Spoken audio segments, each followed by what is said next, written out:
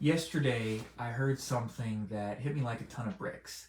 So I was on a group coaching call, and I seek out people to get coaching from myself too, because there's always more to learn and areas that honestly I just can be in an echo chamber of my own mind. I need to talk it through with somebody else.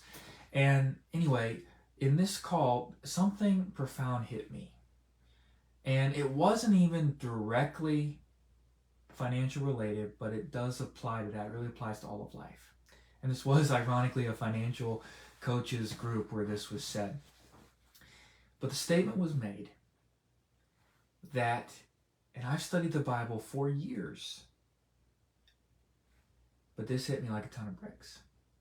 That perseverance is a huge teaching in the New Testament, but it is not taught in the New Testament as an individualistic perseverance. Like just stick through it yourself. You're going to grind this out. You're going to get through. No, in the New Testament, it's written to groups of people. It's written to churches in the epistles. Jesus in the letters to the 7 churches. Persevere if you overcome, to the one who overcomes. It's teaching about perseverance in context of the group. Those in this church, persevere through this time and I'll receive you. It's not just an individual exhortation. And so the takeaway from that is profound. You need others around you. I need a group of people that I'm rowing with, so to speak. You do too.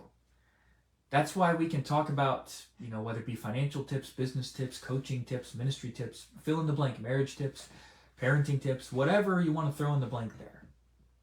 But if you're trying to do it all on your own, you're not walking in wisdom.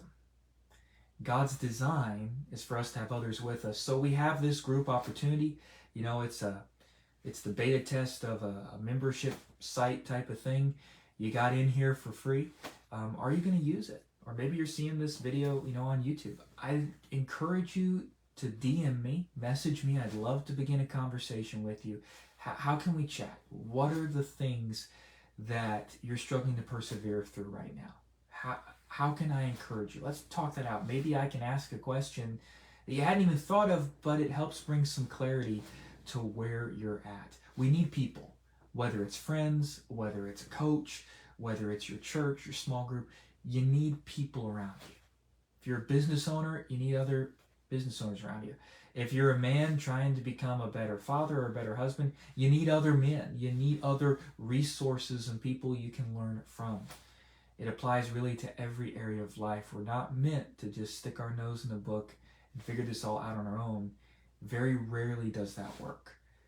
The missing element is people. And then that group helps to provide some of the motivation. The second thing I heard on that call, I'll drop this other kind of thing that really stood out to me, and then I'll get going. If there's no joy of the Lord in your life, then you have no strength. You have no motivation. You got to take care of your spirit. You got to take care of your spiritual life. And I love the way that I heard somebody say it yesterday. If we live in this constant individual hustle culture, we're going to burn out. That's the end result of it. But we want to do things from a peaceful, grounded, consistent way. We don't want to always be rushing. We want to design our life. We want to design our relationships. We want to design our business, our church ministry. If you're a pastor or a ministry leader in here, we want to do all of those things in such a way that we're doing yoke to Jesus, and we're doing it more from a place of rest. And here's why I would say that statement really does matter and holds some biblical teeth in it.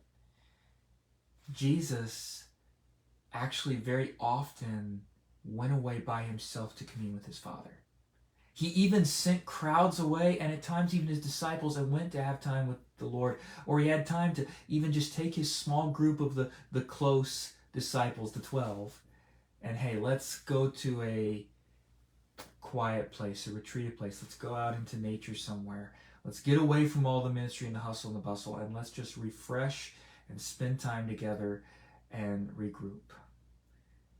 There's a reason why the Bible had festivals for the Old Testament saints, the Jews, to have and observe. There's a reason why they have the Sabbath every week. There's a reason why the Bible teaches these things, and why in the very beginning of creation the Lord also told us, okay, stop doing and spend 1 out of 7 days being with people closest to you, even being in the sense of like staying put and not going all over the place, and just ceasing from labor and work to enjoy God's blessings and to be thankful and to be grateful, to have that reset button and that pause and that refresh. Hope that's encouragement to you. If you would, drop a comment if this was encouraging you today, and if you need some help in perseverance or joy or something else that you just would like to chat with me about, please DM me. Let's talk about it. God bless.